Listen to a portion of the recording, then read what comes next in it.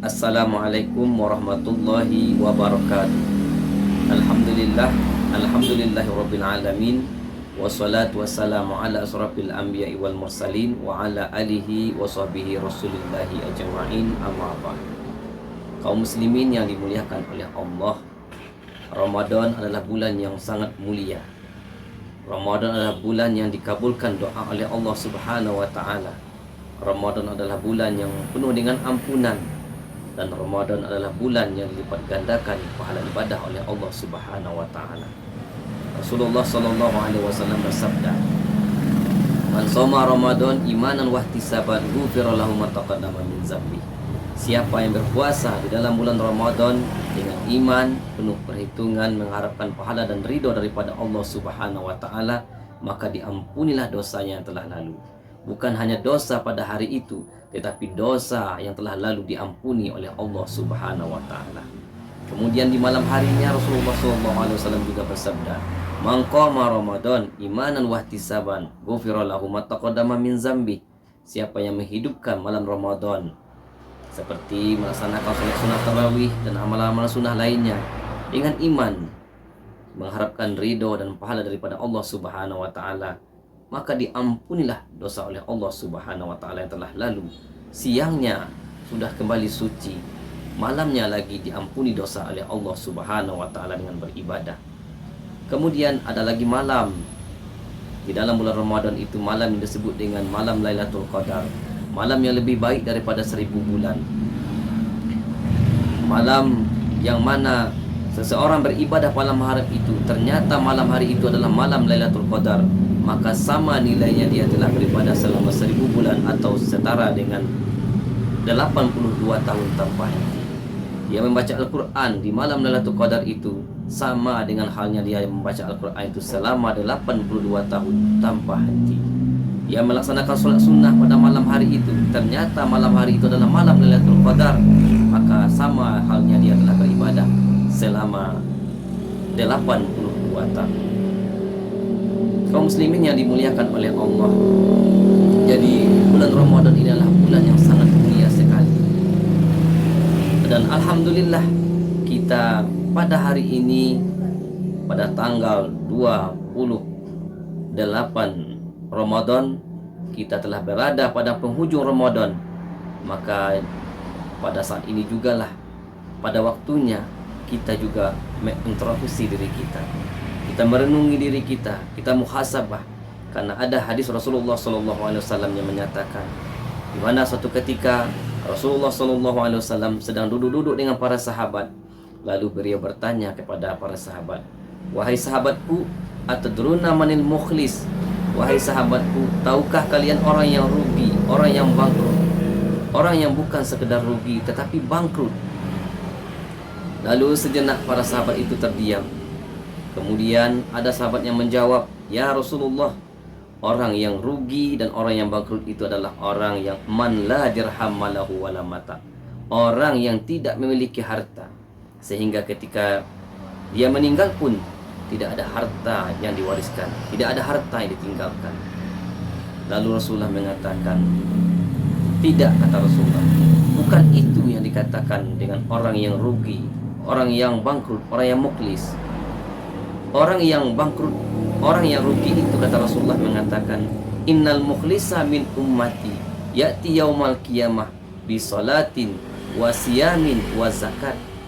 Orang yang bangkrut itu adalah orang yang nanti ketika hari kiamat, kata Rasulullah, dia datang menghadapkan pahala kepada Allah Subhanahu wa taala, pahala salat, pahala puasa, pahala zakat, tetapi melainkan bukan untuk dirinya, tetapi diberikan kepada orang lain lantaran mereka banyak melakukan dosa.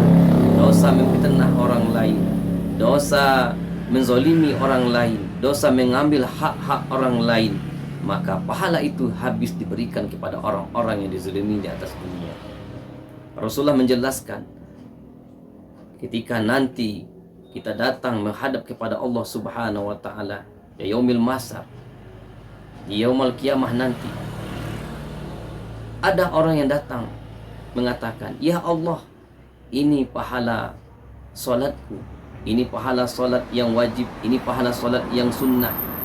Namun ketika itu kata Rasulullah menjelaskan, ada orang yang mengatakan, ya Allah, dia memang melaksanakan solat yang wajib, yang sunnah, tetapi dia juga pernah memfitnah aku di atas dunia, sehingga tercoreng arang di dahiku. Semua orang lain tidak lagi percaya kepadaku.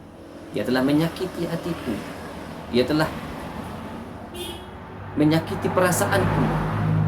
Maka kata Allah mengatakan, berikan pahala salatmu ini kepada orang-orang yang pernah engkau fitnah di atas dunia, yang pernah orang-orang yang menyakiti hatinya di atas dunia, sehingga habislah semua pahala salat, baik pahala salat yang wajib maupun pahala salat yang sunnah, habis semua dikeluarkan untuk orang-orang yang pernah dia fitnah, orang-orang yang pernah dia sakiti hatinya di atas dunia. Kemudian dia keluarkan lagi pahala puasa, pahala solat sudah habis semua diberikan kepada orang lain. Dia keluarkan lagi pahala puasa, puasa di bulan Ramadan, pahala puasa sunnah. Ya Allah, ini pahala puasaku di bulan Ramadan, pahala puasa sunnahku. Lalu kata Rasulullah mengatakan, ada lagi orang lain yang mengatakan kepada Allah, ya Allah, dia memang benar melaksanakan puasa di dalam bulan Ramadan, bahkan juga puasa sunnah di luar bulan Ramadan, tetapi dia juga pernah menzolimi aku di atas dunia. Dia telah zolim kepada kami, ya Allah. Maka kata Allah mengatakan, berikan pahala puasamu ini kepada orang-orang yang pernah engkau zolimi di atas dunia. Habis lagi pahala puasa yang wajib, pahala puasa sunnah, seluruhnya pahala itu diberikan kepada orang-orang yang pernah dia zolimi di atas dunia. Lalu dia keluarkan lagi pahala zakat. Ya Allah, ini pahala zakatku, zakat fitrah di bulan Ramadan, zakat mal. Diberikan semua pahala itu, dihadapkan kepada Allah Subhanahu wa taala. Dia perlihatkan kepada Allah Subhanahu wa taala. Tetapi ketika itu juga kata Rasulullah, ada lagi orang lain yang mengatakan, ya Allah, dia memang benar membayar zakat, zakat fitrah, zakat mal, tetapi dia juga pernah mengambil hak-hakku di atas dunia. Jadi orang yang korupsi itu adalah orang-orang yang mengambil hak orang lain. Pencuri itu adalah orang-orang yang mengambil hak orang lain. Korupsi itu termasuk orang yang mencuri hak orang lain. Maka kata Allah mengatakan, berikan pahala ini kepada orang yang pernah engkau ambil haknya di atas dunia, orang-orang yang pernah engkau curi hartanya di atas dunia ini, sehingga habislah semua pahala zakat fitrah, pahala zakat mal yang bertahun-tahun dia pernah bayar, yang dia kumpulkan, habis semua pahala. Bukan sekedar itu, pahala solat sudah habis, pahala puasa sudah habis, pahala zakat sudah habis. Namun di balik itu, pahala sudah habis diberikan kepada orang-orang yang dia zolimi. Masih banyak lagi orang-orang yang dia zolimi, dia fitnah, dia ambil haknya. Lalu bagaimana untuk cara solusi ini? Kata Rasulullah mengatakan, pahala sudah habis diberikan kepada orang-orang yang dia pernah zolimi, sementara masih banyak lagi orang-orang yang mengatakan hal yang sama. Dia pernah difitnah, dia juga pernah dizolimi, dia juga pernah diambil haknya. Kata Rasulullah, untuk mengatasi itu, maka diambil dosa-dosa orang yang pernah dia zolimi, dia fitnah, dia caci maki, diambil dosa orang tersebut lalu diberikan kepadanya. Jadi inilah orang yang bangkrut, orang yang rugi. Sudah pahala habis diberikan kepada orang-orang yang zolimi, lantas masih banyak lagi orang-orang yang dizolimi mengatakan hal yang sama. Dia juga pernah dicaci maki, dia juga pernah difitnah. Maka diambil dosa orang itu diberikan kepadanya, dosa orang lain ditimpakan kepadanya, pahala diberikan kepada orang lain. Inilah dia katakan orang yang bangkrut, orang yang rugi. Bukan sekedar rugi, bukan sekedar pahala diberikan kepada orang lain, tapi bangkrut, dosa orang lain itu ditimpakan lagi kepadanya. Na'udzubillah min zalik, sehingga dia lemparlah dia ke dalam api neraka. Dan mudah-mudahan kita yang berada di penghujung Ramadan ini, kita telah mendapatkan amal ibadah puasa, dosa-dosa kita diampuni oleh Allah Subhanahu wa taala, amal ibadah kita dilipat gandakan pahala oleh Allah Subhanahu wa taala. Mudah-mudahan ini menjadi benar-benar menjadi milik kita di yaumul qiyamah nanti. Dan tidak ada jaminan kita akan memasuki Ramadan yang akan datang. Untuk itu anggaplah ini Ramadan yang terakhir bagi kita. Maka kita juga telah dilatih di dalam bulan Ramadan ini. Maka mudah-mudahan di luar Ramadan nanti kita bisa mengamalkan ibadah yang telah kita latih di dalam bulan Ramadan ini, dan kita istiqomah, dan mudah-mudahan amal ibadah ini benar-benar bisa membantu kita di yaumul qiyamah nanti. Amin amin ya rabbal alamin. Wallahu muwaffiq ila aqwamit thoriq. Wassalamualaikum warahmatullahi wabarakatuh.